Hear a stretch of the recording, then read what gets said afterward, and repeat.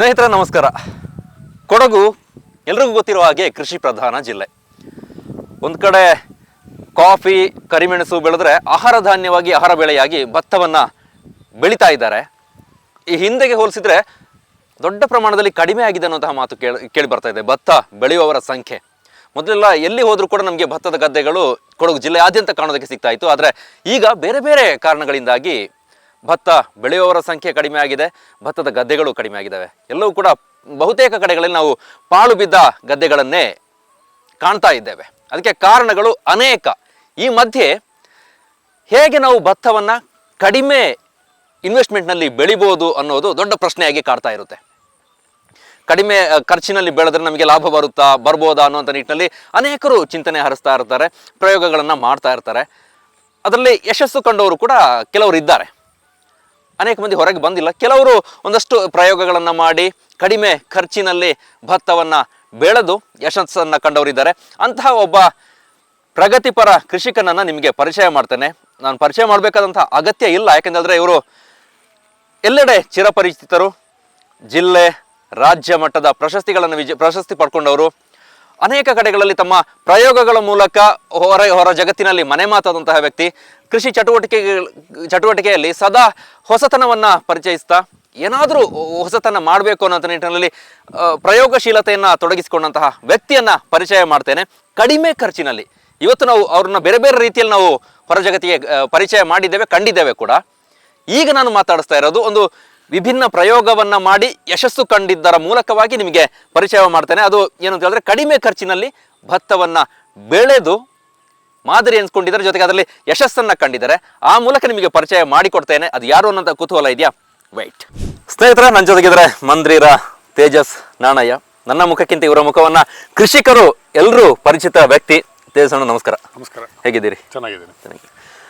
ಈ ಹಿಂದೆ ಅವ್ರನ್ನ ಕಾಫಿ ಕೃಷಿಯಲ್ಲಿ, ಮೀನುಗಾರಿಕೆಯಲ್ಲಿ, ಏಲಕ್ಕಿ, ಹೈನುಗಾರಿಕೆ, ಹೀಗೆ ಬೇರೆ ಬೇರೆ ರೀತಿಯಲ್ಲಿ ಬೇರೆ ಬೇರೆ ಮಾಧ್ಯಮಗಳಲ್ಲಿ ಅವ್ರನ್ನ ಪರಿಚಯ ಮಾಡಿದ್ದಾರೆ. ಆ ನಿಟ್ಟಿನಲ್ಲಿ ಅವರು ಅನೇಕ ಪ್ರಶಸ್ತಿಗಳನ್ನು ಗಳಿಸಿದ್ದಾರೆ. ಪ್ರಶಸ್ತಿ ಗಳಿಸೋದು ಒಂದು ಭಾಗ, ಆದರೆ ಇವರ ಆ ತೊಡಗಿಸಿಕೊಳ್ಳುವಿಕೆ ಇದಲ್ಲ, ಅದರಲ್ಲಿ ಆ ಸೃಜನಾತ್ಮಕವಾಗಿ ತಮ್ಮನ್ನ ಏನಾದರೂ ಇನೋವೇಟಿವ್ ಆಗಿ ಮಾಡ್ತಾ ಇರಬೇಕು ಅನ್ನೋಂಥದ್ದು, ಅದು ಎಲ್ಲ ಕಡೆ ಜನರನ್ನ ಸೆಳೆಯುವಂಥದ್ದು.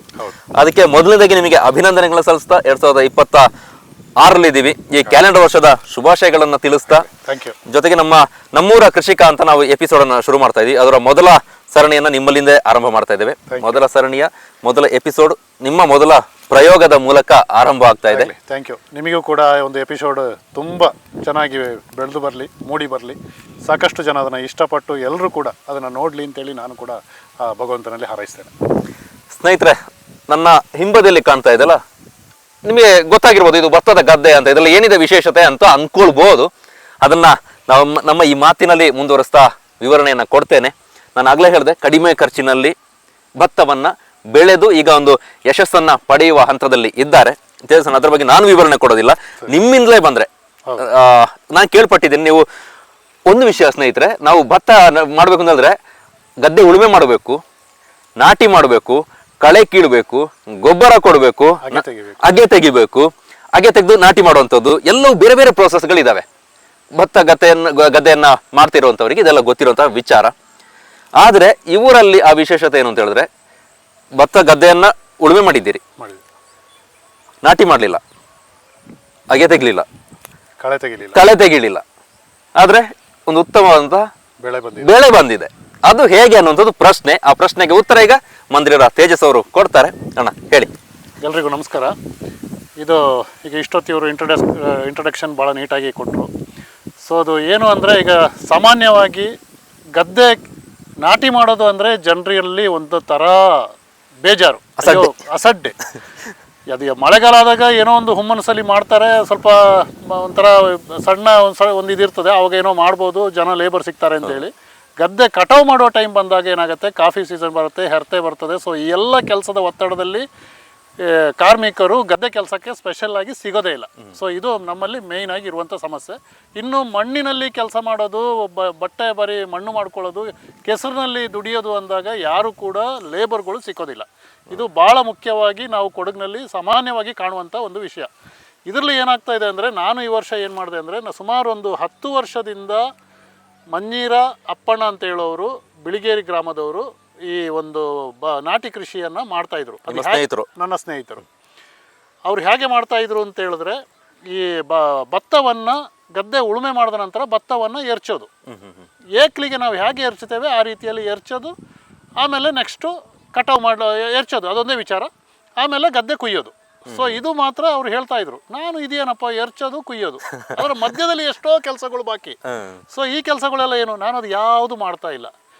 ಭತ್ತ ಎಸೆಯೋದು, ಲಾಸ್ಟಿಗೆ ಕುಯ್ಯೋದು, ಇದು ಭಾಳ ಸುಲಭ ಆಯ್ತಲ್ಲ ಅಂತೇಳಿ ನಾನು ಕಳೆದ ವರ್ಷ ಇದೇ ಒಂದು ಡಿಸೆಂಬರ್ ಎಂಡಿಗೆ ಆಗುವಾಗ ನಾನು ಅವರ ಗದ್ದೆನ ನೋಡಬೇಕು ಅಂತೇಳಿ ನಾನು ಹೋಗಿ ನೋಡಿದಾಗ ನನಗೆ ಕೂಡ ತುಂಬ ಆಶ್ಚರ್ಯ ಆಯಿತು. ಯಾಕೆ ಅಂತ ಹೇಳಿದ್ರೆ, ಏನು ನಾವು ಕಷ್ಟಪಟ್ಟು ಉಳುಮೆ ಮಾಡಿ ನಾಟಿ ನಾಟು ಅಗೆ ತೆಗೆದು ಕಳೆ ತೆಗೆದು ಇದೆಲ್ಲ ಮಾಡಿದ ನಂತರ ಯಾವ ರೀತಿಯಲ್ಲಿ ಒಂದು ಗದ್ದೆನ ನೋಡ್ಬೋದು, ಅದೇ ರೀತಿಯ ಒಂದು ಫೀಲ್ ನನಗೆ ಅಲ್ಲಾಯಿತು. ಇದರಲ್ಲಿ ಕೂಡ ಇಳುವರಿ ಏನು ಅಂಥ ದೊಡ್ಡ ಕಡಿಮೆ, ಸಣ್ಣ ಪ್ರಮಾಣದ ಕಡಿಮೆ ಇದೆ, ನಾನು ಇಲ್ಲ ಅಂತ ಹೇಳೋದಿಲ್ಲ. ಒಂದು ಸಣ್ಣ ಪ್ರಮಾಣದಲ್ಲಿ ಕಡಿಮೆ ಕಂಡೆ.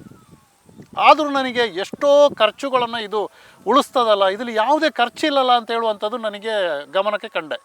ಸೊ ಹಾಗಾಗಿ ನನ್ನಲ್ಲಿ ಇವತ್ತು ಕೂಡ 30ರಿಂದ 40 ಜನ ಲೇಬರ್ಸ್ಗಳು ನಮ್ಮ ಲೈನ್ ಮನೆಯಲ್ಲಿದ್ದಾರೆ. ನನಗೆ ಲೇಬರ್ದು ಪ್ರಾಬ್ಲಮೇ ಇಲ್ಲ. ತೊಂದರೆಯಿಂದಾಗಿ ನಾನು ಈ ಗದ್ದೆ ಮಾಡಿದ್ದಲ್ಲ. ನೋಡೋಣ, ಮೇನ್ ರೋಡ್ ಸೈಡಲ್ಲಿ ನಂದು ಗದ್ದೆ, ಯಾರಾದರೂ ಒಂದು 10 ಜನ ಬಂದು ನೋಡಿ ಅವರಿಗೆ ಪ್ರಯೋಜನ ಆಗಲಿ ಅಂತ ಹೇಳುವ ಮೇಯ್ನ್ ಉದ್ದೇಶದಿಂದ ನಾನು ಇದನ್ನು ಮಾಡಲಿಕ್ಕೆ ಕಾರಣ. ಅವ್ರು ಮಾಡಿದ್ದನ್ನು ನಾನು ನೋಡಿದೆ. ನಾನೇನು ಮಾಡಿದೆ ಅಂದರೆ, ಇದೇ ಥರ ನಮ್ಮಲ್ಲಿ ಟಿಲ್ಲರಲ್ಲಿ ನಾವು ಇಲ್ಲಿ ತನಕ ಟಿಲ್ಲರಲ್ಲಿ ಹೂಡ್ತಾ ಇದ್ದಿದ್ದು. ಈ ವರ್ಷ ಏನು ಮಾಡಿದೆ ಅಂದರೆ, ನನ್ನ ಟಿಲ್ಲರು ನಾನು ವರ್ಷ ಒಂದು 10ರಿಂದ 15 ಸಾವಿರ ರೂಪಾಯಿ ಅದಕ್ಕೆ ರಿಪೇರಿಗೆ ಖರ್ಚು ಮಾಡೋದು. ಆ ನಂತರ ಅದನ್ನು 6-7 ಬಾರಿ ಹೂಡೋದು.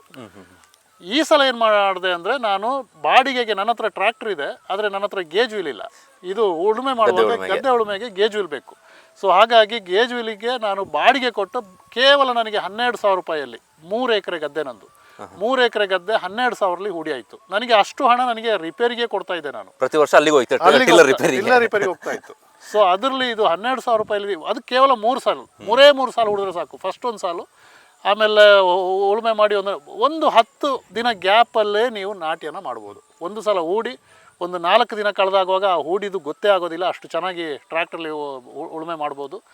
ಪುನಃ ಒಂದು 4 ದಿನ ಕಳೆದು ಒಂದು ಉಳುಮೆ, ತಿರ್ಗಾ ಒಂದು 4 ದಿನ ಕಳೆದು ಒಂದು ಉಳುಮೆ, ಹೀಗೆ 3 ಸಾಲು ಹೂಡ್ಲಿಕ್ಕಿರೋದು. ನಾನು ಆ್ಯಕ್ಚುಲಿ 4 ಹೂಡಿರಬೇಕು, 3 ತಪ್ಪಿದ್ರೆ 4, ಒಂದು ಸಾಲು ನಾನು ಜಾಸ್ತಿ ಹೂಡಿದ್ದೆ. ಹಾಗಾಗಿ 3 ಸಾಲು ಉಳುಮೆ ಮಾಡಿದ್ರು ಸಾಕಾಗತ್ತೆ.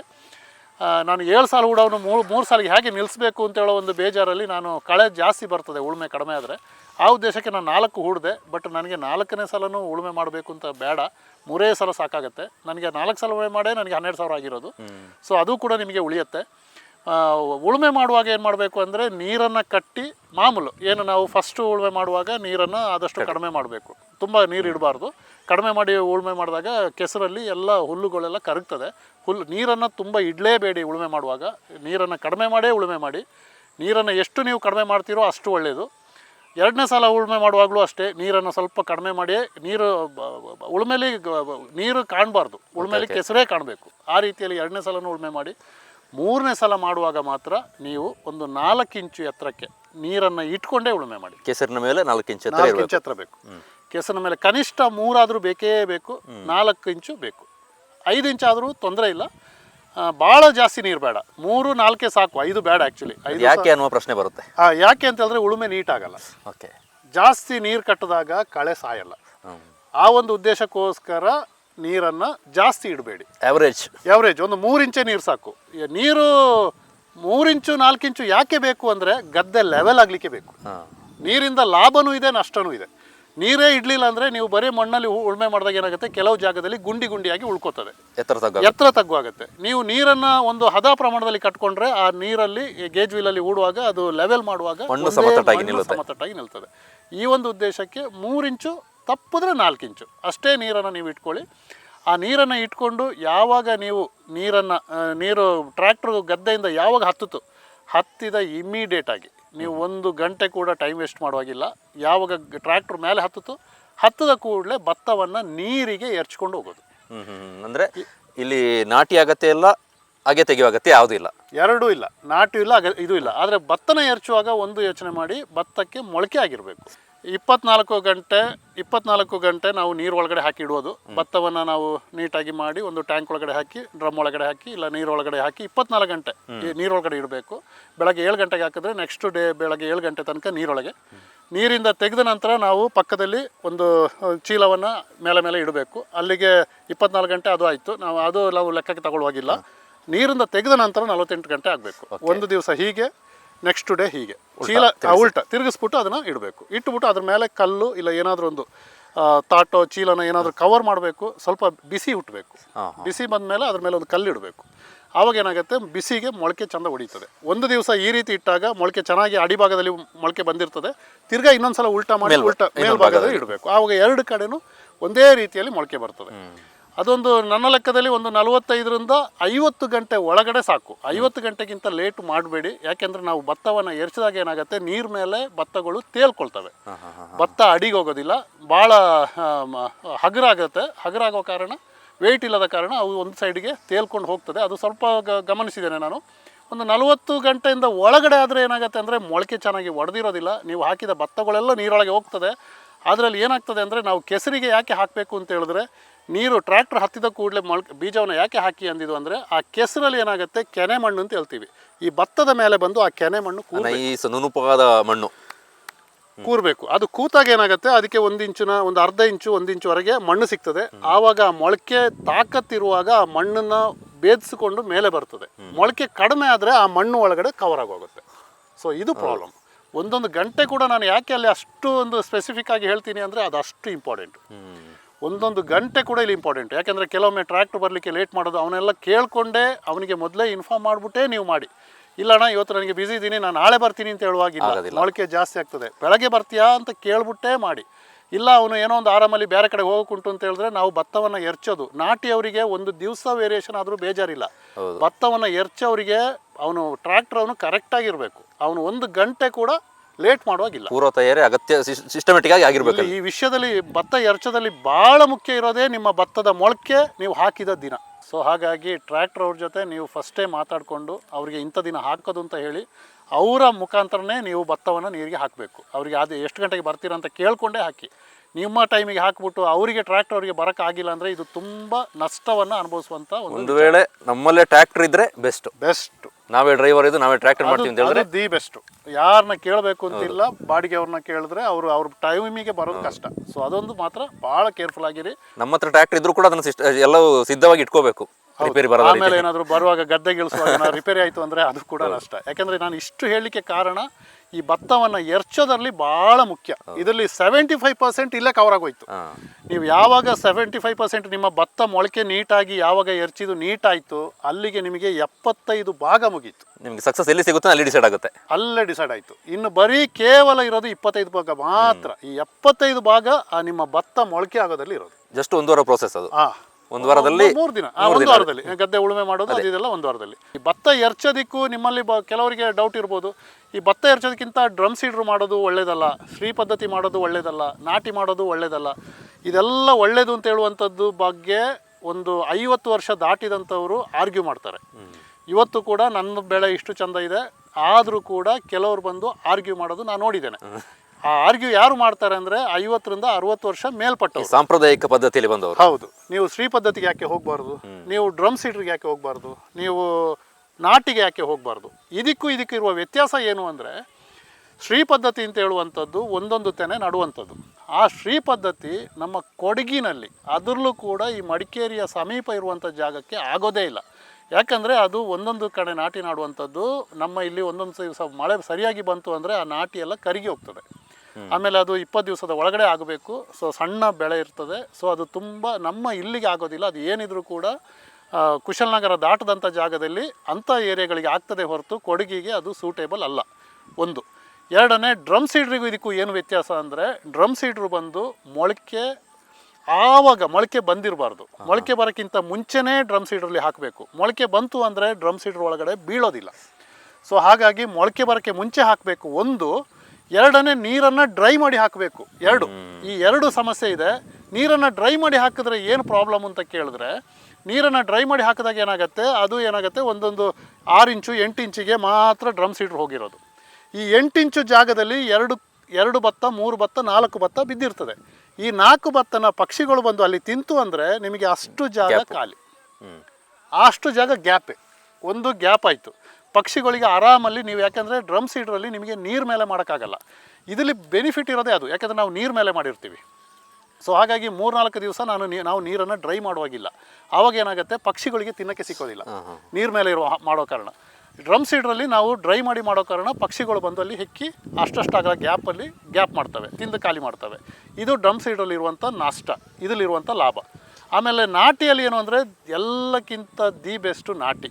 ಅದು ಹೌದು, ನಾನು ಕೂಡ ಒಪ್ಕೊಳ್ತೇನೆ. ಅದು ಹೇಗೆ ಅಂದರೆ, ಗಂಡ ಹೆಂಡತಿ ಮಕ್ಕಳು, ನಮಗೊಂದು ಅರ್ಧ ಎಕರೆ ಗದ್ದೆ ಇಲ್ಲ 1 ಎಕರೆ ಗದ್ದೆ, ನಾನು ನನ್ನ ಹೆಂಡತಿ ನನ್ನ ಮಕ್ಕಳು ನಾವು ದುಡಿತೀವಿ. ಹಾಗಿದ್ದಾಗ ನೀವು ಲೇಬರ್ ಕೊಡದೆ, ಸಂಬಳ ಕೊಡದೆ ನೀವೇ ಮಾಡ್ತೀರಾ ಅಂದರೆ ನಾಟಿ ಮಾಡಿ. ನಮ್ಮ ಬಳಕೆಗಾಗಿ ನಾವು ಮಾಡ್ಕೊಳ್ತೀವಿ, ನಮ್ಮ ಬಳಕೆಗಾಗಿ ನಾವು ಮಾಡ್ಕೋತೀವಿ. ಅದರಲ್ಲಿ ನಂದು ಏನಾದ್ರ ಬಗ್ಗೆ ತಕರಾರಿಲ್ಲ. ನೀವು 100ಕ್ಕೆ 100 ಮಾಡಿ.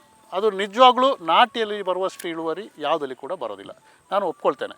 ಆದರೆ ಇದರಲ್ಲಿ ನನಗೆ ಈ ವರ್ಷ ಯಾಕೋ ನನಗೆ ನಾಟಿಗಿಂತಲೂ ಜಾಸ್ತಿ ಬರ್ಬೋದು ಅಂತ ಹೇಳೋ ಒಂದು, ಅದು ನನಗೆ, ನಾನು ಕಟಾವು ಮಾಡೋದೇ ನಾನು ಗ್ಯಾರಂಟಿ ಏನು ಹೇಳಲಿಕ್ಕಾಗಲ್ಲ. ಬಟ್ ನನ್ನ ಲೆಕ್ಕದಲ್ಲಿ ನಮ್ಮದು ಇದು 3 ಎಕರೆ ಜಾಗ.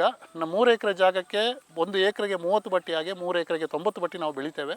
90 ಬಟ್ಟಿ ಜಾಗದಲ್ಲಿ ನನ್ನ ಲೆಕ್ಕದಲ್ಲಿ 90ಕ್ಕೆ ನಾವು ಇಲ್ಲಿವರೆಗೂ 90 ಬಟ್ಟಿಯಲ್ಲಿ 90 ಬಟ್ಟಿಯೇ ತೆಗಿತಾ ಇದ್ವಿ. 4 ಎಕರೆ ಇದೆ, ಮೇಲೆ ಒಂದು ಗದ್ದೆ ಇದೆ, ಅದನ್ನು ನಾನೀಗ ಸೀಮೆಲ್ಲಾಗಿ ನಾನು ಮೀನಿಗೂ ದನಗಳಿಗೂ ಅಂತೇಳಿ ಕನ್ವರ್ಟ್ ಮಾಡಿದ್ದೇನೆ. ಸೊ 120 ಬಟ್ಟಿ ಭೂಮಿಯಲ್ಲಿ ನಾವು ಇಲ್ಲಿ ತನಕ ಕೂಡ 115ರಿಂದ 120 ಆ ಒಂದು ಇದರಲ್ಲೇ ನಾನು ತೆಗೆದಿದ್ದೇನೆ. ನನಗೆ 2, 3, 4 ಬಾರಿ ಕೂಡ ಭತ್ತದಲ್ಲಿ ಹೈ ಈಲ್ಡಲ್ಲಿ ನನಗೆ ಪ್ರಶಸ್ತಿ ಕೂಡ ನಾನು ತಗೊಂಡಿದ್ದೇನೆ. ನಾಟಿ ಮಾಡ್ತಾನೆ ಇಲ್ಲಿ ತನಕ. ಇದು ಒಂದು ನನಗೆ ಮಾಡುವಾಗ ತಂದೆ ಕೂಡ ಬೈದರು, ಇದು ಏನೋ ಭತ್ತ ಎರ್ಚೋದು ಅಂತೇಳಿ. ಅದೇ ನಾ ಹೇಳಿದ್ದು, ವಯಸ್ಸಾದವರಿಗೆ ಅದು 100ಕ್ಕೆ 100 ಅವ್ರು ಯಾರು ಕೂಡ ಒಪ್ಕೊಳ್ಳೋದಿಲ್ಲ, ಬೈತಾರೆ. ನೋಡುವ ಏನಾಗ್ತದೆ ನೋಡುವ. ಹಾಗೇನಾದರೂ ಫೇಲ್ಯೂರ್ ಆಯಿತು ಅಂದರೆ ಬೇಕಾದ್ರೆ ಅಗೆ ಹಾಕ್ಬಿಟ್ಟೆ ಮಾಡುವ ಅಂತ ಹೇಳೋ ಉದ್ದೇಶಕ್ಕೆ ನಾನು ಬಂದೆ. ಇದನ್ನು ಮಾಡಿದಿಷ್ಟೇ, ನನಗೆ ಇದ್ರ ಬಗ್ಗೆ ಒಂದು ನಾಲೆಜ್ ಬೇಕು, ನನಗೆ ತಿಳ್ಕೋಬೇಕು, ನಾನು 4 ಜನರಿಗೆ ಇದನ್ನು ಹೇಳಬೇಕು. ಇನ್ನೊಬ್ಬರಿಂದ ಕೇಳಿ ನೋಡಿ ತಿಳೋಕ್ಕಿಂತ ನಾವು ಮಾಡಿದಾಗ ಅದು ನನಗೆ ಮೇಯ್ನು. ಮತ್ತು ಸಾಕಷ್ಟು ಗದ್ದೆಗಳನ್ನ ಹಡ್ಲು ಬಿಟ್ಟಿದ್ದಾರೆ. ಈ ಹಡ್ಲು ಬಿಡೋರಿಗೆ ಇದು ನನ್ನ ಲೆಕ್ಕದಲ್ಲಿ ಈ ಮೆಥಡಲ್ಲಿ ಮಾಡೋದಾದರೆ ಇದು ಸೋಮಾರಿಗಳ ಬೆಳೆ ಅಂತ ಹೇಳ್ತೇನೆ. ಯಾಕಂದರೆ ನಾನು ಮೀನು ಕೃಷಿ ನಾನು ಇಲ್ಲಿ ತನಕ ಹೇಳ್ತಾ ಇದ್ದಿದ್ದು ಅದೊಂದು ಸೋಮಾರಿಗಳ ಬೆಳೆ. ಈಸಿಯೆಸ್ಟ್ ಮೆಥಡು, ಬರೀ ಒಂದು ಫೀಡ್ ಹಾಕಿದ್ರೆ ಆಯಿತು, ಮೀನು ಬೆಳೀತದೆ. ಯಾವುದೇ ಲೇಬರ್ ಖರ್ಚಿಲ್ಲ, ಮೂಟೆ ಫೀಡ್ ಹಾಕದ ತಂದು ಮಾಡ್ದ. ಅದೇ ಮಟ್ಟಕ್ಕೆ ಈಗ ಗದ್ದೆ ಬಂದಿದೆ. ಯಾವುದೇ ರೀತಿಯ ಒಂದು ಟೆನ್ಷನ್ ಇಲ್ಲ, ಖರ್ಚು ಇಲ್ಲ. ಇದು ನಾವು ಕೈಯಲ್ಲಿ ನಾಟಿ ಮಾಡೋದು, ಗದ್ದೆ ಕುಯ್ಯೋದು, ಕುಯ್ದು 6-7 ದಿವಸ ನಾವು ಗದ್ದೆಲಿ ಇಡೋದು, ಆವಾಗ ವೆದರ್ ನಾವು ರಿಪೋರ್ಟ್ ನೋಡೋದು, ಮೋಡ ಬರೋದು, ಮಳೆ ಬರೋದು, ಆ ಗದ್ದೆಲೇ ಮೊಳಕೆ ಹೊಡೆಯೋದು ಕೂಡ ನಾವು ಕಂಡಿದ್ದೇವೆ. ಇದರಲ್ಲಿ ಏನಿಲ್ಲ, ಒಂದೇ ಸಮಸ್ಯೆ ಏನು ಅಂದರೆ ನಮಗೆ ಕೈಯಲ್ಲಿ ಕುಯ್ಲಿಕ್ಕೆ ಆಗೋದಿಲ್ಲ. ಮಿಷಿನ್ ಬರ್ತೀನಿ. ಅದಕ್ಕಿಂತ ಮುಂಚೆ ನಂಗೆ ಡೌಟು, ಈಗ ನೀವು ಭತ್ತ ಎರಿಸ್ತೀರಿ, ಹೌದು 100% ಎಲ್ಲವೂ ಕೂಡ ನಿಮಗೆ ನೀರೊಳಗೆ ಕೆಸರಲ್ಲಿ ಕೂರುತ್ತೆ ಅಂತಿಲ್ಲ. ಮಧ್ಯದಲ್ಲಿ ಗ್ಯಾಪ್ ಆದರೆ ಹೌದು ದೊಡ್ಡ ಗ್ಯಾಪ್ ಸಿಗುತ್ತೆ ನಿಮ್ಗೆ. ದೊಡ್ಡ ಗ್ಯಾಪ್ ಸಿಗ್ಲಿಕ್ಕಿಲ್ಲ, ಅದೊಂದು ಗ್ಯಾಪ್ ಬರುತ್ತೆ. ಅದನ್ನ ರೀಫಿಲ್ ಮಾಡುವಂತ ಅವಕಾಶ ಇದೆಯಾ? ಹೌದು. ಅದ್ರ ಬಗ್ಗೆ ನಾನು ಈ ವರ್ಷ ನಾನು ಏನು ಕಂಡ್ಕೊಂಡೆ ಅಂದರೆ, ನಾನೇನು ಮಾಡಿದೆ ಅಂದರೆ 3 ಲೇಬರ್ ನನಗೆ ಅಲ್ಲೇ ಆಯಿತು, ರೀಫಿಲ್ಗೆ ಆಯಿತು. ನನಗೆ ಟೋಟಲ್ 3 ಎಕರೆ ಜಾಗಕ್ಕೆ 45,000 ರೂಪಾಯಿ ಖರ್ಚು. 45ರಿಂದ 50,000 ಹೇಳ್ಬೋದು. 12,000 ರೂಪಾಯಿ ನನಗೆ ಹೂಡಕ್ಕಾಗಿದೆ. 12,500 ರೂಪಾಯಿ ನಾನು ಇಲ್ಲಿ ತನಕ ಕಂಪನಿ ಗೊಬ್ಬರ ಹಾಕದೆ ಇಲ್ಲಿ ತನಕ ನಾನು ನಾಟಿ ಮಾಡಿದವನು. ಆದರೆ ಈ ವರ್ಷ ನನಗೆ ಕಂಪ್ನಿ ಗೊಬ್ಬರ ಬೇಕಾಯಿತು. ಯಾಕೆ ಬೇಕಾಯಿತು ಅಂದರೆ, ಇದು ನಾವು ನಾಟಿ ಮಾಡಿದಾಗ 9 ಇಂಚಿಗೆ ಬರ್ತದೆ. ಇದು ಕಿರಿಯ ಹುಟ್ಟಿದ ಕಾರಣ ಇದು ಎಲ್ಲದಕ್ಕೂ ಕೂಡ ಬೇಕಾಗುವಷ್ಟು ಪೌಷ್ಟಿಕಾಂಶ ಅಲ್ಲಿ ಇಲ್ಲ, ಸಗಣಿ ಗೊಬ್ಬರದಲ್ಲಿ ಇಲ್ಲ. ನಾವು ಹಾಗಾಗಿ ನಾವು ಇದು ಕಂಪ್ನಿ ಗೊಬ್ಬರವನ್ನು ನಾನು ಹಾಕಲೇಬೇಕಾಯಿತು. ಯಾಕಂದರೆ ನನಗೆ ಆ ಗಿಡವನ್ನು ನಾಟಿಯನ್ನು ನೋಡಿದಾಗಲೇ ಗೊತ್ತಾಯಿತು ಅದು ಅಷ್ಟು ಹೆಲ್ದಿ ಬರಲಿಲ್ಲ. ನಾನು 3 ಎಕರೆಗೆ 4 ಟ್ರ್ಯಾಕ್ಟರ್ ನಾನು ಸಗಣಿ ಗೊಬ್ಬರವನ್ನು ಹಾಕಿದ್ದೇನೆ. ಅದೊಂದು 20,000 ರೂಪಾಯಿ ಖರ್ಚು, ಹಾಕ್ಲಿಕ್ಕೆ ಒಂದು 5,000 ರೂಪಾಯಿ. ಹಾಗಾಗಿ ನನಗೊಂದು 25,000 ಅಲ್ಲಿ ಆಯಿತು. ಇದೊಂದು 12, ಆಮೇಲೆ ಗದ್ದೆ ಕುಯ್ಯೋದು ಎಲ್ಲ ಸೇರಿದ್ರೂ ಕೂಡ ನನಗೆ 45ರಿಂದ 50,000 ರೂಪಾಯಿ ಒಳಗಡೆ ನನಗೆ ಆಗಿರೋ ಖರ್ಚು. ಇದಿಷ್ಟು ಖರ್ಚಾಗಿದೆ. ನೀವು ಆಗಲೇ ಕೇಳಿದ ಪ್ರಶ್ನೆಗೆ ನಾವು ಏನು ಮಾಡ್ಬೋದು ಅಂದರೆ, ನಾವು ಎರ್ಚಿದಾಗ 100ಕ್ಕೆ 100 ನಮಗೆ 1-2 ಸಲ ಲೇಬರು ಒಂದು ಪ್ರಾಕ್ಟೀಸ್ ಆಗಿಬಿಟ್ರೆ 100ಕ್ಕೆ 100. ಈಗ 10 ವರ್ಷದಿಂದ ಮಾಡ್ತಿರುವಂಥವರು ಇದನ್ನು ಭತ್ತವನ್ನು ಎರ್ಚುವಾಗ ಪುನಃ 2ನೇ ಸಲ ಎರ್ಚ್ತಾ ಇಲ್ಲ. ಒಂದೇ ಸಲ ಎರ್ಚಿದಾಗ ಅವರಲ್ಲಿ 1 ಅಡಿಗೆ ಗ್ಯಾಪ್ ಬಂದರೂ ಕೂಡ ಅದಲ್ಲಿ ಕವರ್ ಆಗ್ತದೆ. ಒಂದೇ ಒಂದು ಇದರಲ್ಲಿ ಸುಮಾರು ಒಂದು 40ರಿಂದ 50 ಟಿಲ್ಲಸ್ ಕೂಡ ಬರುತ್ತೆ. ಅಷ್ಟು ಪಿಳ್ಳೆ ಹೊಡೆದು ಬರ್ತದೆ ಒಂದೇ ಒಂದು ಭತ್ತದಲ್ಲಿ. ಅದು ನಾನು ಈ ಸಲ ನಟ್ಟಿರೋದು RNR. ಹಾಗಾಗಿ ನಾನು ಈ ಸಲ ಏನು ಕಂಡುಕೊಂಡೆ ಅಂದರೆ, ನನಗೆ ನೀರನ್ನು ಆರಿಸಿದಾಗ ಏನಾಯಿತು, ಕೆಲವು ಕಡೆ ನೀವು ಹೇಳಿದಾಗೆ ಗ್ಯಾಪ್ ಕಂಡೆ. ಆ ಗ್ಯಾಪಲ್ಲಿ ಏನಾಯಿತು, ಕೆಲವು ಕಡೆ ವಿಪರೀತ ಸೇಮ್ ಏಕ್ಲಲ್ಲಿ ನಾವು ಏನು ಕಾಣ್ತೀವಿ ಅದೇ ಇತ್ತು. ಸೊ ಹಾಗಾಗಿ ಆ ಏಕ್ಲಲ್ಲಿ ಇದ್ದಾಗಿದ್ದನ್ನು ಅಲ್ಲಿಂದ ಕಿತ್ತು ನಾನು ಒಂದು 3 ಜನ ಲೇಬರ್ ನನಗೆ 3 ಎಕರೆಗೆ ಖರ್ಚಾಗಿದೆ. ಆ 3 ಜನ ಲೇಬರನ್ನು ಕೂಡ ನೆಕ್ಸ್ಟ್ ಟೈಮಿಗೆ ಉಳಿಸ್ಬೋದು. ಹೇಗೆ ಉಳಿಸ್ಬೋದು ಅಂತ ಹೇಳಿದ್ರೆ, ನಾವು ಏನು ಬಿತ್ತನೆಯನ್ನು ಮಾಡ್ತೇವೆ, ಬಿತ್ತನೆಯನ್ನು ಮಾಡಿದಾಗ ನಾವು 3 ದಿವಸ ಬಿತ್ತನೆ ಮಾಡಿ 3 ರಿಂದ 4 ದಿನ ಕಳೆದು ನಾವು ಆ ನೀರನ್ನು ಫುಲ್ ಡ್ರೈ ಮಾಡಬೇಕಾಗತ್ತೆ. ಡ್ರೈ ಒಂದು 8 ದಿವಸ ಡ್ರೈ ಮಾಡಬೇಕು. ಆಮೇಲೆ ನಾವು ನೀರನ್ನ ಕಟ್ಟಲೇಬಾರ್ದು. ಒಂದು ಭತ್ತ ಒಂದು ಇಷ್ಟಿಷ್ಟು ಬಂದು ಮೊಳಕೆ ಬರೋವರೆಗೆ ನಾವು ನೀರು ಕಟ್ಟಬಾರ್ದು. ಒಂದು 8 ದಿನ ಬಿಡಬೇಕು. 4 ದಿನ ನೀರಲ್ಲೇ ಇರಬೇಕು. ಈ 4 ದಿನ ನೀರಲ್ಲೇ ಇದ್ದು ನಾವು ಯಾವಾಗ ನೀರನ್ನ ಬಿಡ್ತೇವೆ, ಬಿಡುವ ದಿವಸ ನಾವು ಭತ್ತವನ್ನು ನೀರಿಗೆ ಹಾಕಬೇಕು. ಒಂದು 10 kg ಅಷ್ಟು ನಾವು ಇಟ್ಕೋಬೇಕು. ಆವಾಗ ಮೊಳಕೆ ಬರೆಸಿ ಅದನ್ನ ಈ ಗ್ಯಾಪ್ ಏನು ಕಾಣ್ತದೆ ಅಲ್ಲಿಗೆ ಒಂದ್ಸಲ ಎರ್ಚಿಕೊಂಡು ಹೋಗೋದು ಭಾಳ ಒಳ್ಳೆಯದು. ಅದು ಮಾಡಿದ ನಂತರ ಆವಾಗ ಈ ಒಂದು ಮಧ್ಯೆ ಗ್ಯಾಪ್ ಅಂತ ಹೇಳುವಂಥ ಒಂದು ಸಮಸ್ಯೆ ಬರೋದಿಲ್ಲ, ಕವರ್ ಆಗುತ್ತೆ. ಒಂದು ಎರಡನೇದು, ನಾಟಿ ಆ ರೀತಿ ಎರ್ಚಿ ಆದ ನಂತರ 1 ತಿಂಗಳು ಕರೆಕ್ಟಾಗಿ 25 ರಿಂದ 30 ದಿನ ಈ ಒಂದು ಗ್ಯಾಪಲ್ಲಿ ನಾವು ಒಂದು ಕಳೆನಾಶಕ ಕೊಡಬೇಕು. ನಾನು ಅದು ಈ ಸಲ ಕೊಡಲಿಲ್ಲ. ಅಂದ್ರೆ ಅದೇ ಪ್ರಶ್ನೆ ಇದ್ದಿದ್ದು. ನೀವಾಗಲೇ ಕಳೆ ತೆಗೆಯೋದಿಲ್ಲ ಅಂತ ಹೇಳಿದ್ರಿ. ಅದು ಹೇಗೆ? ನಾವು ಸಾಮಾನ್ಯವಾಗಿ ಎಲ್ಲ ಗದ್ದೆಗಳು ನೋಡ್ತೀವಿ, ಆ ಕಳೆ ತೆಗೆಯೋದಕ್ಕೆ ಒಂದು ಸೆಷನ್ ಮೀಸಲಿಡ್ತಾರೆ, ಒಂದಷ್ಟು ಕಾರ್ಮಿಕರನ್ನ ಬಳಸ್ತಾರೆ, ಒಂದಷ್ಟು ದುಡ್ಡು ಖರ್ಚಾಗುತ್ತೆ. ಹೌದು. ನೀವು ಅದು ಇಲ್ಲದೆ ಹೇಗೆ ಮಾಡಿದ್ರಿ ಅನ್ನೋದು ಪ್ರಶ್ನೆ. ನನಗೆ ನಮ್ಮದು ಊಟಕ್ಕಾಗಿ ನಾನು ಆ್ಯಕ್ಚುಲಿ ಕೆಮಿಕಲ್ ಅಂದರೆ ಅಕ್ಕಿಗೆ ನಾನು ಮಾಡೋನಲ್ಲ. ಅದರಲ್ಲೂ ಕೂಡ ಅನಿವಾರ್ಯವಾಗಿ ಬೆಳೆನ ಬರೆಸ್ಲಿಕ್ಕೋಸ್ಕರ ನಾನು ಒಂದು 10,000 ರೂಪಾಯಿ ಕಂಪನಿ ಗೊಬ್ಬರಕ್ಕೆ ಖರ್ಚು ಮಾಡಿದ್ದೇನೆ. ಅದರ ಜೊತೆಯಲ್ಲಿ ಪುನಃ ಸ್ಪ್ರೇ ಒಂದು ಮಾಡದೆ ನಾನು ಇಲ್ಲಿ ನೋಡುವ ಯಾಕೆ ಮಾಡಲೇಬೇಕು ಅಂತೇಳಿ, ಹೂಡಿದೆಲ್ಲ ಚೆನ್ನಾಗಿತ್ತು. ನನಗೆ ಒಂದು ತಿಂಗಳು 25 ರಿಂದ 30 ದಿನ ಒಳಗಡೆ ಒಂದು ಕಳೆನಾಶಕ ಕೊಡಬೇಕು ಅಂತ ಹೇಳಿದರು. 1.5 ತಿಂಗಳಾದರೂ ನಂದು ಕಳೆ ಅಂತ ಕಾಣಲಿಲ್ಲ. 2 ತಿಂಗಳಾದರೂ ಕಳೆ ಕಾಣಲಿಲ್ಲ. ಇನ್ನು ಕಳೆನಾಶಕ ಯಾಕೆ ಕೊಡಬೇಕು ಅಂತ ಹೇಳುವಂಥ ಒಂದು ಪ್ರಶ್ನೆಯಲ್ಲಿದ್ದೆ.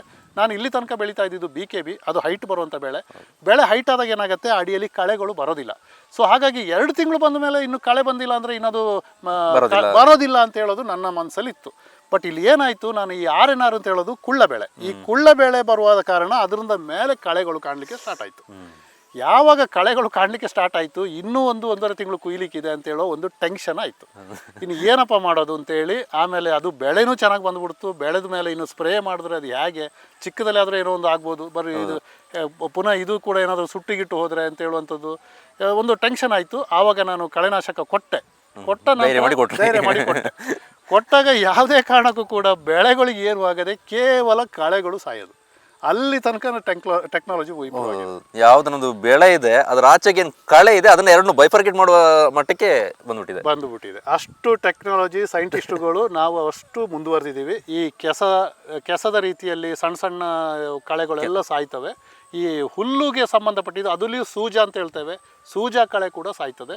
ಈ ಹುಲ್ಲಿಗೆ ಸಂಬಂಧಪಟ್ಟದ್ದು ಹುಲ್ಲು ಮಾತ್ರ ಸಾಯೋದಿಲ್ಲ. ಈಗ ಇಲ್ಲಿ ನೀವು ಒಂದೊಂದು ನೋಡ್ಬೋದು ನೋಡಿ, ಇದೆಲ್ಲ ಈ ಹುಲ್ಲುಗಳು ಕಳೆಗೆ ಸಾಯೋದಿಲ್ಲ, ಕಳೆನಾಶಕಕ್ಕೆ. ಅದು ಬಹುಶಃ ನನಗೆ 20-25 ದಿನದಲ್ಲಿ ಕೊಟ್ಟಿದ್ರೆ ಅದು ಸಾಯ್ತಿತ್ತು ಅನ್ಸುತ್ತೆ. ಬಟ್ ಆವಾಗ ನಾನು ಅಲ್ಲೊಂದು ಮಿಸ್ಟೇಕ್ ಮಾಡಿದೆ.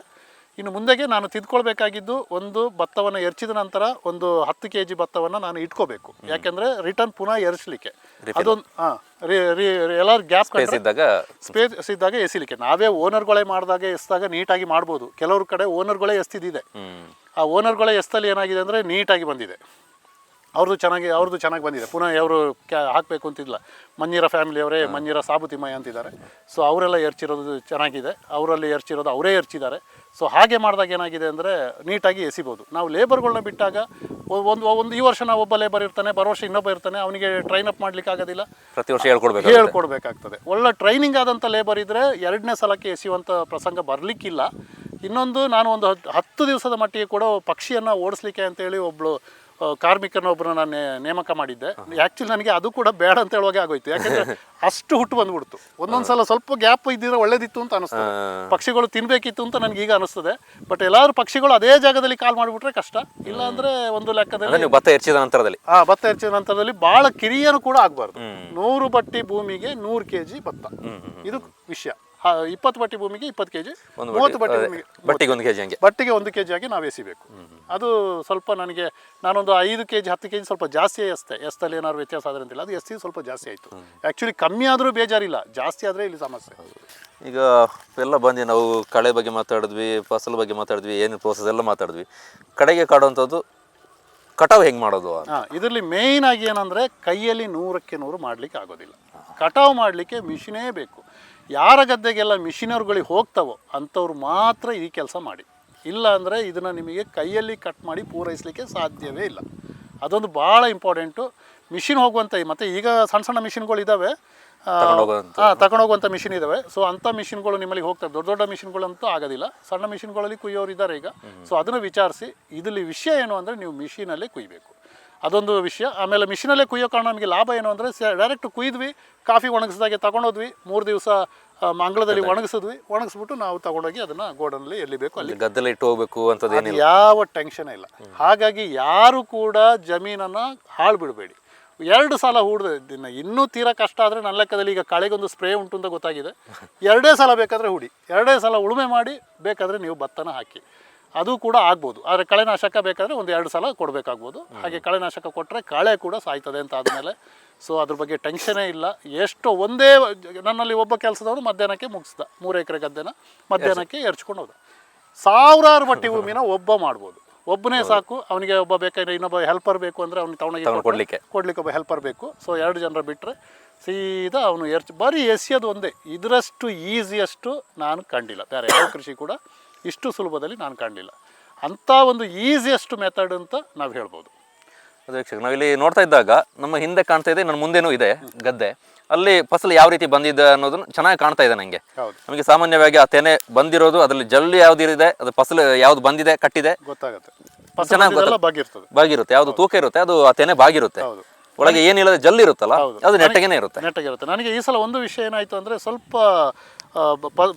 ಒಂದು 10-15 ದಿವಸದ ಗ್ಯಾಪಲ್ಲಿ ಸ್ವಲ್ಪ ಆಯಿತು. ಅದಿನ್ನು ಬಹುಶಃ ನಾನು ನಾಟಿ ಮಾಡಿದ್ರಲ್ಲ ಇನ್ನು ಏನು ಅಂತ ಗೊತ್ತಿಲ್ಲ, ನಾನು ಹಾಕಿದ ಕೆಮಿಕಲ್ ಅಲ್ಲ ಏನೋ ಒಂದು, ಎಲ್ಲವೂ ಕೂಡ ಒಂದೇ ಆರ್ಡ್ರಲ್ಲಿ ಬರಲಿಲ್ಲ. ಕೆಲವು ಏನಾಗಿದೆ ತೀರಾ ಹಣ್ಣಾಗಿದೆ, ಕೆಲವು ಸ್ವಲ್ಪ ಹಸಿ ಇರೋದು ಇದೆ. ಅದು ನನಗೆ ಈಗ ಒಂದು 10-15 ದಿವಸ ಬ್ಯಾಲೆನ್ಸ್ ಮಾಡ್ಕೋಬೇಕು ಕುಯ್ಲಿಕ್ಕೆ. ಅದು ಯಾಕಾಗಿ ಆಯಿತು, ಬಹುಶಃ ಇನ್ನು RNR ಆಗಿದ್ದಕ್ಕೆ. ಬಟ್ ಬೇರೆಯವರು RNR ಹಾಕಿ ಅದರಲ್ಲೂ ಚೆನ್ನಾಗಿ ಆಗಿದೆ. ಬಟ್ ನನ್ನಲ್ಲಿ ಏನೋ ಒಂದು ಇದೊಂದು ನನಗೆ ಅದು ಯಾಕೆ ಅಂತ ಹೇಳೋದು ಗೊತ್ತಿಲ್ಲ. ಈ ತಳಿಯ ವಿಶೇಷತೆ ಏನು? ಇದು ಆಂಧ್ರದ ತಳಿ, ಭಾಳ ಊಟಕ್ಕೆ ಭಾಳ ಚೆನ್ನಾಗಿರುತ್ತೆ. ಸಣ್ಣ ಅಕ್ಕಿ, ಇದ್ರದ್ದು ಅಕ್ಕಿಗೆ 70 ರೂಪಾಯಿ ಕೆಜಿ ಮಾರ್ಕೆಟಲ್ಲಿ. ಸೊ ನಾನು ಹಾಕುವಾಗಲೇ ನಾನು ಯೋಚನೆ ಮಾಡಿದೆ, 90 ಬಟ್ಟಿ ಭೂಮಿ ಅಂದರೆ 45 ಕ್ವಿಂಟಲ್ ಆಗುತ್ತೆ. 45 ಕ್ವಿಂಟಲಲ್ಲಿ ನನಗೆ ಒಂದು 30 ಕ್ವಿಂಟಲ್ ಆದರೂ ಸಾಕು ಅಂತ ಹೇಳುವಂಥ, ಅಲ್ಲ 45 ಕ್ವಿಂಟಲ್ ಆದರೆ ಸಾಕು ಅಂತ ಹೇಳೋದು ನಾನು ಯೋಚನೆ ಮಾಡಿ ಲೆಕ್ಕಾಚಾರ ಮಾಡಿ ಹಾಕಿದೆ. ನಾನು ಇವತ್ತು ಹೇಳ್ತೇನೆ, ನನಗೆ 45 ಕ್ವಿಂಟಲ್ ಬೇಡ, 30 ಕ್ವಿಂಟಲ್ ಆದರೂ ಸಾಕು. 30 ಕ್ವಿಂಟಲ್ ಅಂದರೆ 1 ಕ್ವಿಂಟಲಿಗೆ 60 kg ಅಕ್ಕಿ, 65 kg ಆಗುತ್ತೆ. ಹೋಗಲಿ ನೀವು 60 ತಗೊಳ್ಳಿ, 60 kg ಅಕ್ಕಿ ತೊಗೊಂಡ್ರು ಕೂಡ 15 ಕ್ವಿಂಟಲಿಗೆ 900 kg ಅಕ್ಕಿ ಆಯಿತು. 900 kgಗೆ 70 ರೂಪಾಯಿ ಲೆಕ್ಕ ಹಾಕಿದ್ರೆ 60-65 ಸಾವಿರ ರೂಪಾಯಿ ದುಡ್ಡಾಯಿತು. ಸೊ 50,000 ಎಲ್ಲ, ಅದು ನಾನು ಸಗಣಿ ಗೊಬ್ಬರ ಹಾಕಿ, ಇಲ್ಲಾಂದರೆ ಕೆಲವರು ಸಗಣಿ ಗೊಬ್ಬರ ಹಾಕೋದಿಲ್ಲ, ಬರೀ ಕಂಪನಿ ಗೊಬ್ಬರದಲ್ಲೇ ಮಾಡೋದು. ಹಾಗೆ ಮಾಡಿದ್ರೆ ಬರೀ 20-25 ಸಾವಿರ ರೂಪಾಯಿ ಒಳಗೆ ಮುಗಿದೋಯ್ತು. ಸೊ 55 ಸಾವಿರ ರೂಪಾಯಿ ಬಂದರೂ ಕೂಡ, 50 ಸಾವಿರ ರೂಪಾಯಿ ಖರ್ಚಾದರೂ ಕೂಡ ನನಗೆ 15 ಸಾವಿರ ರೂಪಾಯಿ ಅಕ್ಕಿಯಲ್ಲಿ ಲಾಭ ಇದೆ. ಬರೀ ನಾನು ಅಷ್ಟಕ್ಕೆ ತಗೊಂಡಿದ್ದು. ಪುನಃ ನಮಗೆ ಬರುವಂಥ ಹುಲ್ಲು ಎಲ್ಲ ಲಾಭನೇ. ಸೊ ನಷ್ಟ ಅಂತ ಹೇಳೋದು, ನಾನು ಇಲ್ಲಿವರೆಗೂ BKB ನಾನು ಕೈಯಲ್ಲಿ ನಟ್ಟಾಗಲೂ ಕೂಡ ನನಗೆ ನಷ್ಟ ಆಗ್ತಾ ಇರಲಿಲ್ಲ. ಎಕರೆಗೆ ಏನಿಲ್ಲದರೂ ಕೂಡ 25-30 ಸಾವಿರ ನನಗೆ ಪ್ರಾಫಿಟ್ ಇತ್ತು. ಬಟ್ ಆದ್ರೂ ಲೆಕ್ಕ ಹಾಕಿದ್ರೆ ಇದು ತುಂಬ ಲಾಭ. ಸೊ ಹಾಗಾಗಿ ದಯಮಾಡಿ ಯಾರು ಕೂಡ ಇದಕ್ಕೆ, ನನ್ನ ಲೆಕ್ಕದಲ್ಲಿ ಆನೆ ಬಂದರೂ ಸಮಸ್ಯೆ ಇಲ್ಲ, ಹಂದಿ ಬಂದರೂ ಸಮಸ್ಯೆ ಇಲ್ಲ, ಖರ್ಚೇ ಇಲ್ಲ. ಆ್ಯಕ್ಚುಲಿ ನನ್ನ ಪ್ರಶ್ನೆ ಅದೇ ಇದೆ ಈಗ ನೆಕ್ಸ್ಟ್ಗೆ. ಇಲ್ಲಿ ನಿಮಗೆ ಸುತ್ತಮುತ್ತ ಪ್ರಾಣಿಗಳ ಪಕ್ಷಿಗಳ ಕಾಟ ಅದೇನು ಕಾಡಿದೆ ನಿಮಗೆ? ನಾವೇನೋ ದೇವ್ರ ದಯದಿಂದ ಒಳ್ಳೆ ಜಾಗ, ಮೇನ್ ರೋಡ್ ಸೈಡಲ್ಲಿ ಇದ್ದೀವಿ. ನಮಗೆ ಆನೆದು ಸಮಸ್ಯೆ ಇಲ್ಲ, ಹುಲಿ ಸಮಸ್ಯೆ ಇಲ್ಲ. ಕೆಲವು ಕಡಗದಾಳ ಒಂದು ತೋಟ ಇದೆ, ಅಲ್ಲಿ ಸ್ವಲ್ಪ ಮಂಗಗಳದ್ದು ಸ್ವಲ್ಪ ಸಮಸ್ಯೆ ಇದೆ. ಬಟ್ ಅದು ಬಿಟ್ಟರೆ ನಮಗೆ ಚಿರತೆ ಆಗಲಿ, ಈ ಶ್ರೀಮಂಗಲ ಕುಟ್ಟ ಸಿದ್ದಾಪುರದಲ್ಲಿ ಕೇಳಿದಾಗೆ ನಮಗೆ ಯಾವ ರೀತಿಯ ಸಮಸ್ಯೆ ಇಲ್ಲ. ಸೊ ಹಾಗಾಗಿ ಆ ಹಂದಿಗಳು ಬಂದರೂ ಅಷ್ಟೇ, ಏನೇ ನಷ್ಟ ಮಾಡಿದ್ರೂ ಕೂಡ ನನ್ನ ಲೆಕ್ಕದಲ್ಲಿ ಇದು ನಷ್ಟ ಅಲ್ಲ. ಅಷ್ಟು ಈಸಿಯೆಸ್ಟ್. ನಾವು ಕೈಯಲ್ಲಿ ನಾಟಿ ಮಾಡಿ ಕಳೆ ತೆಗೆದು, ನಾವು ಪಕ್ಕದ ಗದ್ದೆ ಎಲ್ಲ ನೋಡ್ತೀವಿ, ಕಳೆ ತೆಗಿಲಿಕ್ಕೆಲ್ಲ ಸುಮಾರು 100-200 ಲೇಬರ್ಗಳು ಕಳೆ ತೆಗಿಲಿಕ್ಕೆ. ಅವರ ಶೋಕಿ, ಅವರು ಬರೋದು 10 ಗಂಟೆಗೆ ಬರೋದು, ಬಂದ ನಂತರ ಟೀ ಕಾಫಿ ಕುಡಿಯೋದು, 3 ಗಂಟೆಗೆ ಎದ್ದು ಹೋಗೋದು. ಅದು ಬಟ್ಟೆ ಒಂಚೂರು ಕೆಸರಾಯಿತು ಅಂದರೆ ಅದನ್ನು ನೀಟ್ ಮಾಡ್ಕೊಳ್ಳೋದು, ಅಲ್ಲೇ ತೊಳ್ಕೊಳ್ಳೋದು. ಅದೆಲ್ಲ ನೋಡುವಾಗ ನಮಗೆ ಭತ್ತದ ಕೃಷಿಯೇ ಬೇಡಪ್ಪ ಅಂತ ಹೇಳುವಂಥ ಮಟ್ಟಿಗೆ ಅನೇಕ ರೈತರು ಬಂದುಬಿಟ್ಟಿದ್ದಾರೆ. ಬಟ್ ಇದರಲ್ಲಿ ಯಾವುದೇ ರೀತಿಯ ಸಮಸ್ಯೆ ಇಲ್ಲ. ಭತ್ತವನ್ನು ಎರ್ಚ್ಕೊಂಡು ಹೋಗೋದು ಒಂದೇ ಕೆಲಸ, ಎಸೆಯೋದು, ಕುಯ್ಯೋದು. ಇಷ್ಟು ಒಂದು ಈಸಿಯೆಸ್ಟ್ ಮೆಥಡ್ ಬೇರೆ ಯಾವ ಕೃಷಿಯಲ್ಲಿ ಕೂಡ ನಾನು ನೋಡಲಿಲ್ಲ. ಅಷ್ಟು ಟೆಕ್ನಾಲಜಿ ಬಂದುಬಿಟ್ಟಿದೆ. ಸೊ ಹಾಗಾಗಿ ಪ್ರತಿಯೊಬ್ಬ ರೈತ ಅವರವರ ಗದ್ದೆಯಲ್ಲಿ ಮಾರಕಲ್ಲದಿದ್ರು ಅಟ್ಲೀಸ್ಟ್ ಅವರ ಮನೆ ಬಳಕೆಗಾದರೂ ಮಾಡ್ಕೊಳ್ಳಿ. ಅಂದರೆ ನಮಗೆ ಭತ್ತದ ಗದ್ದೆಗಳು ಇಲ್ಲದ ಹೋದ ತರುವಾಯ ಯಾವ ರೀತಿ ಸಮಸ್ಯೆ ಅಂತ ಹೇಳಿದ್ರೆ, ಅಂತರ್ಜಲ ಮಟ್ಟ ಕುಸಿತದ ಅನ್ನೋದು ಎಲ್ರಿಗೂ ಗೊತ್ತಿರೋಂಥ ವಿಚಾರ. ತುಂಬ ಅದನ್ನ ನಾವು ಅನುಭವಿಸ್ತಾ ಇದೀವಿ. ಅದಕ್ಕೋಸ್ಕರ ಆದರೂ ಜನರು ದಯಮಾಡಿ ನಾಟಿ ಮಾಡಿ. ಯಾಕಂದರೆ ಅಂತರ್ಜಲ ವೃದ್ಧಿ ಆಗ್ತದೆ. ಕೇವಲ ನಾವು ಇಲ್ಲಿ ನೀರನ್ನು ಕಟ್ಟಿದ್ರೆ ಪಕ್ಕದ ಗದ್ದೆಗಳೆಲ್ಲ ಮಾಯಿಶ್ಚರ್ ಉಳಿಯುತ್ತೆ. ಸೊ ಅದನ್ನು ನೀವು ಕೆಳಗೆ ಕೂಡ ಕಾಣ್ಬೋದು. ನಮ್ಮ ಈ ಗದ್ದೆಯಲ್ಲಿ ನಾವೇನು ನೀರು ಕಟ್ಟಿದ್ದೇವೆ, ಕೆಳಗಡೆ ರೋಡಿಂದ ಕೆಳಗಡೆ ಎಲ್ಲ ಮಾಯಿಶ್ಚರ್ ಈಗಲೂ ಕೂಡ ಇದೆ. ಅದಕ್ಕೆ ಕಾರಣ ಇಷ್ಟೇ, ನಮ್ಮ ಗದ್ದೆಲಿರುವಂಥ ನೀರು. ಇಲ್ಲಿ ನೀರಿನಾಂಶ ಇದ್ದ ಕೂಡಲೇ ಅಲ್ಲಿ ಕೂಡ ನೀರಿನಾಂಶ ಏರ್ತದೆ. ಸೊ ಅದಕ್ಕಾಗಿ ಗದ್ದೆಯನ್ನು 100ಕ್ಕೆ 100 ಮಾಡಲೇಬೇಕು ಅಂತ ನಾನು ಈ ಮುಖಾಂತರ ಎಲ್ಲ ರೈತರಲ್ಲಿ, ಕೊಡಗಿನ ಎಲ್ಲ ರೈತರಲ್ಲಿ ನಾನು ಕೇಳ್ಕೊಳ್ತೀನಿ. ಇದರಲ್ಲಿ ಹುಲ್ಲು ಎಷ್ಟು ಒಂದೂವರೆ 2 ಅಡಿ ಬರುತ್ತಾ? ಅಷ್ಟೇ ಅಲ್ಲ. ಆ್ಯಕ್ಚುಲಿ ಬೇರೆ ಕಡೆ ಎಲ್ಲ RNR ಅಂತ ಹೇಳುವಂಥದ್ದು 2.5 ಹೈಟ್ ಬರ್ತದೆ. ಬಟ್ ನನ್ನಲ್ಲಿ 1.5 ಇಂದ 2 ಅಡಿ ಹೈಟ್ ಬಂದಿರೋದು. ಕಾರಣ ಅದು ಗೊತ್ತಿಲ್ಲ ಏನು ಅಂತೇಳಿ. ನನಗೆ ಅನ್ಸೋದು ಸ್ವಲ್ಪ ಹುಟ್ಟಿದ್ದು ಜಾಸ್ತಿ ಆಯಿತು. ನನ್ನ ಫೀಲಿಂಗ್ ಏನಂದರೆ ಅದಕ್ಕೆ ಬೇಕಾದಷ್ಟು ಪೌಷ್ಟಿಕತೆ ಸಿಗ್ತಾ ಇಲ್ಲ, ಜಾಗ ಇಲ್ಲ. ನಾವು ಏನು ಸೈಂಟಿಸ್ಟ್ಗಳು ಹೇಳ್ತಾರೆ 6 ಇಂಚಿಗೂ ಹೇಳ್ತಾರೆ, 9 ಇಂಚಿಗೂ ಹೇಳ್ತಾರೆ. ಹಳೆ ಕಾಲದಲ್ಲಿ ನಮ್ಮ ಅಜ್ಜಂದ್ರು ಏನು ಹೇಳ್ತಾ ಇದ್ರು, 9 ಇಂಚು BKBಗೆ ಬೇಕು ಅಂತ ಹೇಳ್ತಾ ಇದ್ರು. ಈ ಅಂತೂ ಸೈಂಟಿಸ್ಟ್ಗಳು ಇತ್ತೀಚೆಗೆ 6 ಇಂಚಿಗೆ ಬೇಕು ಅಂತ ಹೇಳ್ತಾರೆ. ಸೊ ಇಲ್ಲಿ ಇಂಚಿಗೆ ಬರ್ತಾ ಉಂಟು. ಈ 6 ಇಂಚಲ್ಲಿ 6 ಪಾರ್ಟ್ ಬಂತು. ಸೊ ಅದಕ್ಕೆ ಬೇಕಾದಂಥ ಮಣ್ಣು, ಅದಕ್ಕೆ ಬೇಕಾದಂಥ ಪೌಷ್ಟಿಕತೆ ಕೇವಲ 1 ಇಂಚಲ್ಲೇ ಸಿಗ್ತಾ ಇರೋದು. ಸೊ ಇದರಿಂದಾಗಿ ಒಂದು ಸ್ವಲ್ಪ ಕುಂಠಿತ ಆಯಿತು ಅಂತ ನನಗೆ ಅನಿಸ್ತದೆ. ಸೊ ಈ ಕಾರಣಕ್ಕೋಸ್ಕರ ನಾನು ಸ್ವಲ್ಪ ಕಂಪನಿ ಗೊಬ್ಬರ ಹಾಕಬೇಕಾಯಿತು. ಇದರಲ್ಲಿ ಒಂದು ಸಮಸ್ಯೆ ಏನಾಯಿತು ಅಂತ ಹೇಳಿದ್ರೆ, ನಾನು ಪಕ್ಕದ ರೈತರದ್ದೆಲ್ಲ ಈ ಬಂಬುಚಿ ಅಂತೇಳಿ ಒಂದು ಹುಳ ಬರ್ತದೆ. ಸೊ ಅದು ಏನು ಮಾಡ್ತದೆ ಅಂದರೆ, ಈ ಭತ್ತಲ್ಲಿ ಕೂತು ಅದರ ಹೀರ್ತದೆ, ಸೆಕ್ ಮಾಡ್ತದೆ. ಹೀರುವ ಮುಖಾಂತರ ಭತ್ತವನ್ನು ಜಳ್ಳು ಮಾಡ್ತದೆ. ಸೊ ಇದಕ್ಕೋಸ್ಕರ ಕೆಲವು ರೈತರು ಅದನ್ನು ಸ್ಪ್ರೇ ಮಾಡಲಿಲ್ಲ, ನೋಡುವ ಏನಾಗ್ತದೆ ಅಂತೇಳಿ. ಬಟ್ ನಾನು ಅದು ಮಾಡಿದಕ್ಕೋಸ್ಕರ ಗೆದ್ಕೊಂಡೆ ಅಂತ ನಾನು ಹೇಳ್ತೇನೆ. ಈ ಸಲ ಅದು ನನಗೆ RNR ಅಲ್ಲಿ ಕಳೆದ ಸಲ ನಾನು ಸನ್ಮಧು ನಟ್ಟಿದ್ದೆ, ಅದು ಚೆನ್ನಾಗಿದೆ ಭತ್ತ. BKB ಪಕ್ಕದಲ್ಲೇ ಸ್ವಲ್ಪ ಸನ್ಮಧು ಹಾಕಿದ್ದೆ. ಆ ಸನ್ಮಧುನ ನಾನು ಅದರಲ್ಲಿ ನನಗೆ ಇಲ್ಲಿ ತನಕ ನನಗೆ BKB ಅಂತೂ ನಿಮಗೆ ಬ್ಲಾಸ್ಟ್ ಆಗೋದಾಗಲಿ, ಕಾಯಿಲಾಗಲಿ, ದೋಂಬಾಗೋದಾಗಲಿ ಏನು ಕೂಡ ಇಲ್ಲ. ಒಂಥರ ಕೋಣ ಇದ್ದಾಗೆ ಅಂತ ಹೇಳ್ಬೋದು.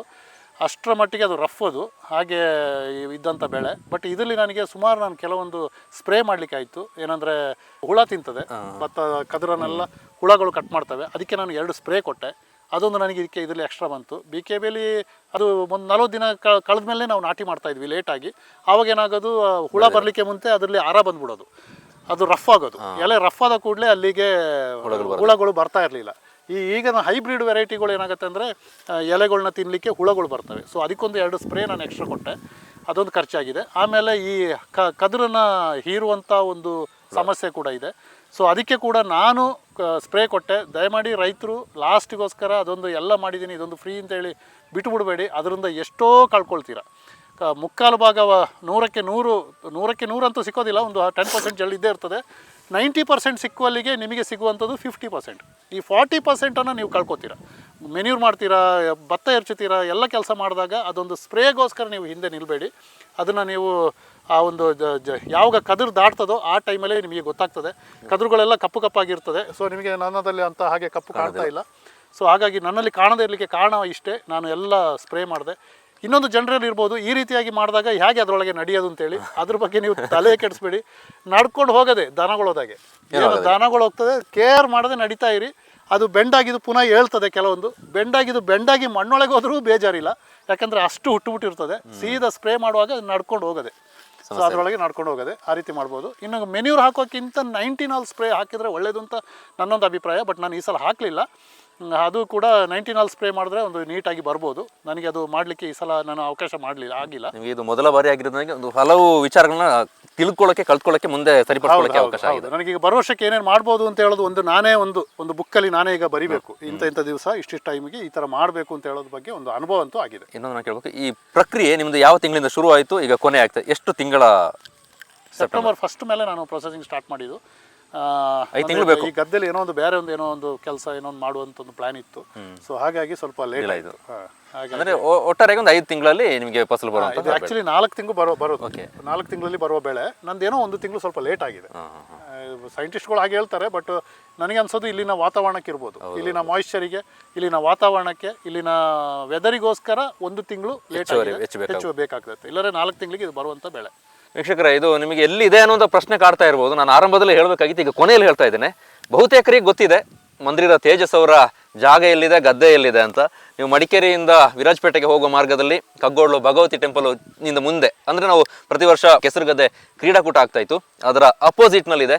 ಈಗ ನೀವು ಬಂದರೆ ಅದಕ್ಕೆ ಲ್ಯಾಂಡ್ ಮಾರ್ಕ್ ಏನು ಅಂತ ಹೇಳಿದ್ರೆ, ಒಂದು ಮೀನು ಮಾರಾಟ ಸ್ಥಳ ಶೆಡ್ ಮಾಡ್ಕೊಂಡಿದ್ದಾರೆ. ನೇರವಾಗಿ ಕೆರೆಯಿಂದ ಮೀನು ಹಿಡಿದು ಅಲ್ಲೇ ತೆಗೆದುಕೊಂಡು ಹೋಗಿ ನಿಮ್ಗೆ ಯಾವ ಮೀನು ಬೇಕೋ ಅದನ್ನು ಸೆಲೆಕ್ಟ್ ಮಾಡಿ ಅದನ್ನೇ ಕೊಡುವಂಥ ವ್ಯವಸ್ಥೆ, ಮಾರಾಟದ ಒಂದು ಮಳಿಗೆಯನ್ನು ಇವರೇ ಸ್ವಂತದಾಗಿ ಮಾಡ್ಕೊಂಡಿದ್ದಾರೆ. ಅದರ ಹಿಂಬದಿಯಲ್ಲೇ ಇವರ ಗದ್ದೆ ಇದೆ. ಐ ಥಿಂಕ್ ಗೊತ್ತಿಲ್ಲ, ನಮ್ಮ ಈ ಎಪಿಸೋಡ್ ಟೆಲಿಕಾಸ್ಟ್ ಆಗೋ ಹೊತ್ತಿಗೆ ಇವ್ರದ್ದು ಕಟವಾಗಿರುತ್ತಾ ಅನ್ನೋದು. 10 ಡೇಸ್ ನೋಡು, 10 ದಿನ ಇದೆ. ಅದಕ್ಕಿಂತ ಮುಂಚೆ ಬಂದರೆ ನಿಮಗೆ ಇಲ್ಲಿ ನೋಡೋದಕ್ಕೆ ಸಿಗುತ್ತೆ. ಇಲ್ಲದ ಹೋದರೆ ಮುಂದಿನ ವರ್ಷ ಬಂದಾಗ ನೋಡ್ಕೋಬೋದು, ಅಥವಾ ಇಲ್ಲೇ ಬಂದಾಗ ಒಂದು ಗದ್ದೆಯನ್ನು ನೋಡ್ಕೊಂಡು ಹೋಗ್ಬೋದು ಯಾವ ರೀತಿ ಇದೆ ಅನ್ನುವಂಥದ್ದು.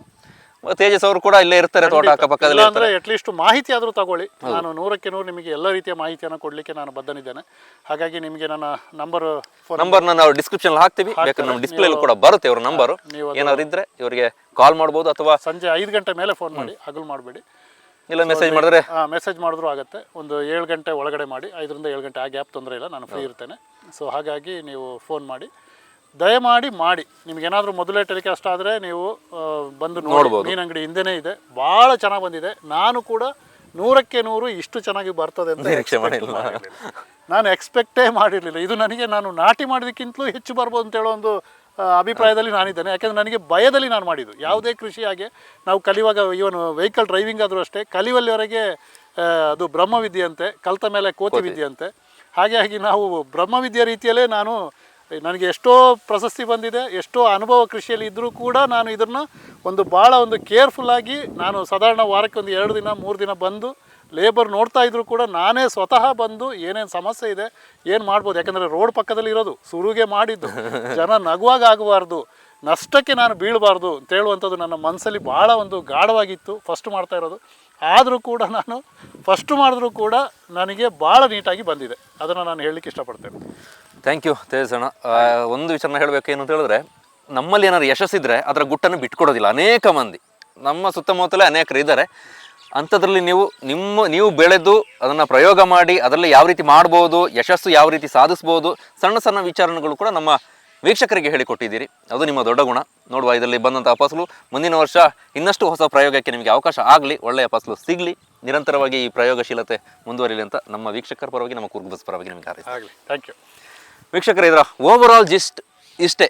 ಕೊಡಗು ಜಿಲ್ಲೆ ಅಂದರೆ ಭತ್ತ ಗದ್ದೆಗಳಲ್ಲಿ ಭತ್ತ ಬೆಳೆದು ನಳನಳಿಸಬೇಕು. ಡಿಸೆಂಬರ್ ಜನವರಿ ಆ ಟೈಮಲ್ಲಿ, ನವೆಂಬರ್ ಡಿಸೆಂಬರ್ ಜನವರಿ ಎಲ್ಲ ಕಡೆ ಹೋದರೂ ಕೂಡ ನಮಗೆ ಹಚ್ಚ ಹಸಿರಿಂದ ಕಾಣುವಂಥ ಗದ್ದೆಗಳು ಕಾಣೋದಕ್ಕೆ ಸಿಗಬೇಕು. ಆದರೆ ಈಗ ಅದು ಆ ವಾತಾವರಣ ಕಾಣೋದಕ್ಕೆ ಸಿಗೋದು ಬಹಳ ಅಪರೂಪ. ಯಾಕೆಂತ ಹೇಳಿದ್ರೆ ಭತ್ತದಿಂದ ಲಾಭ ಇಲ್ಲ ಅನ್ನುವಂಥ ನಿಟ್ಟಿನಲ್ಲಿ ಅನೇಕರು ಪಾಳು ಬಿಟ್ಟಿದ್ದಾರೆ. ಬೇಸರದ ವಿಚಾರ.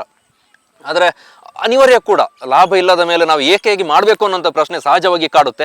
ಕೈಯಿಂದ ಖರ್ಚು ಮಾಡಿಕೊಂಡು ಗದ್ದೆ ಬೆಳೆದು ನೀರು ಅಂತರ್ಜಲ ಹೆಚ್ಚು ಮಾಡಿ ಏನು ಪ್ರಯೋಜನ ಅನ್ನುವಂಥದ್ದನ್ನು ಕೂಡ ಯೋಚನೆ ಮಾಡಬೇಕಾಗುತ್ತೆ. ಆದರೆ ಅದರ ಆಚೆಗೆ ಖರ್ಚನ್ನು ಕಡಿಮೆ ಮಾಡಿ ಹೇಗೆ ಲಾಭದಾಯಕ ಕೃಷಿಯನ್ನಾಗಿ ಭತ್ತವನ್ನು ಬೆಳಿಬೋದು ಅನ್ನೋಂಥದ್ದನ್ನು ಮಂದ್ರಿರ ತೇಜಸ್ ಅವರು ತಾವು ಸ್ವತಃ ಮಾಡಿ ಅದರಿಂದ ಫಸಲನ್ನು ಪಡೆದು ಈಗ ನಮ್ಮ ಎದುರಿಗೆ ನಿದರ್ಶನವಾಗಿ ಇಟ್ಟಿದ್ದಾರೆ. ಅನೇಕ ವಿಚಾರಗಳನ್ನು ಹಂಚಿಕೊಂಡಿದ್ದಾರೆ. ನೋಡೋಣ, ಇವರ ಈ ಪ್ರಯೋಗ ಅನೇಕ ಮಂದಿಗೆ ಮಾದರಿಯಾದರೆ ಅದಕ್ಕಿಂತ ಉತ್ತಮವಾದಂತಹ ಫಲಿತಾಂಶ ಬರೋದಕ್ಕೆ ಬೇರೆ ಏನು ನಾವು ನಿರೀಕ್ಷೆ ಮಾಡ್ಬೋದು. ಮುಂದಿನ ಎಪಿಸೋಡ್ನಲ್ಲಿ ಬೇರೊಂದು ವಿಚಾರದ ಜೊತೆಗೆ ಸಿಗ್ತೇನೆ. ಅನೇಕ ಮಂದಿ ಪ್ರಗತಿಪರ ರೈತರು ಹೊಸ ಹೊಸ ಪ್ರಯೋಗಗಳನ್ನು ಮಾಡ್ತಾ ಕೃಷಿಯಲ್ಲಿ ಮುಂದಕ್ಕೆ ಹೆಜ್ಜೆ ಇಡ್ತಿರುವಂತಹ ಅನೇಕ ಮಂದಿ ನಮ್ಮ ನಡುವೆ ಇದ್ದರೆ ಅವರನ್ನು ಪರಿಚಯಿಸುವಂತಹ ಈ ಸರಣಿ ಮುಂದುವರಿಯುತ್ತೆ. ತಾಳ್ಮೆಯಿಂದ ಈ ಕಾರ್ಯಕ್ರಮ ನೋಡಿದ್ದಕ್ಕಾಗಿ ಧನ್ಯವಾದಗಳು. ನೀವೇನಾದರೂ ಫಸ್ಟ್ ಟೈಮ್ ನಮ್ಮ ಕೂರ್ಗ್ ಬಸ್ ಚಾನಲ್ನ ನೋಡ್ತಾ ಇದ್ದರೆ ಯೂಟ್ಯೂಬ್ನಲ್ಲಿ ಸಬ್ಸ್ಕ್ರೈಬ್ ಮಾಡ್ಕೊಳ್ಳಿ, ಇನ್ಸ್ಟಾಗ್ರಾಮ್ ಫೇಸ್ಬುಕ್ನಲ್ಲೂ ಕೂಡ ಫಾಲೋ ಮಾಡ್ಕೊಳ್ಳಿ. ಅಲ್ಲೂ ಕೂಡ ನಿಮಗೆ ಸಣ್ಣ ಸಣ್ಣ ಕಂಟೆಂಟ್ಗಳು ಸಿಗುತ್ತೆ. ಮತ್ತೊಮ್ಮೆ ಧನ್ಯವಾದಗಳು.